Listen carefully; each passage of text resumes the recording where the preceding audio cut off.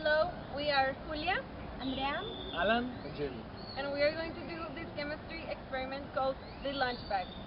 We are going to use sodium bicarbonate, vinegar, a measuring cup, Ziploc bags and hot water. and a teaspoon. Yes.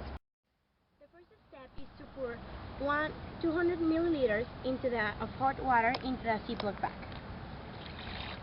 We have to close it. Now we have to put half a cup of vinegar into the bag.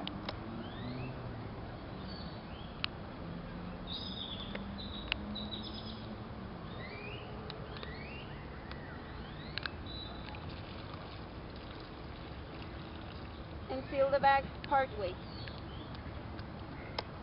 One of the hard parts. You have to pour 6 teaspoons of baking soda into a tissue and then roll it off together.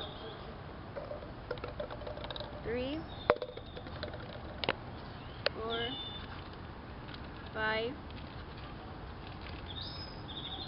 Next thing is to put it all together with the tissue by folding it in.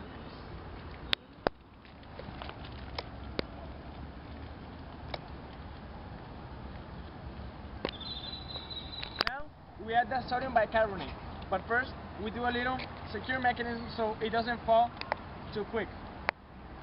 Then we close the Ziploc bag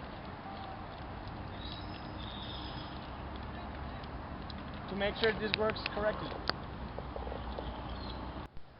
Quickly set the bag on the ground and move away from it. Once the powder comes into contact with the vinegar and water solution, gas will build up in the bag due to the chemical reaction of the acid and base mixing. This reaction will create carbon dioxide gas. This gas will continue to expand until it pops the bag, delivering an explosion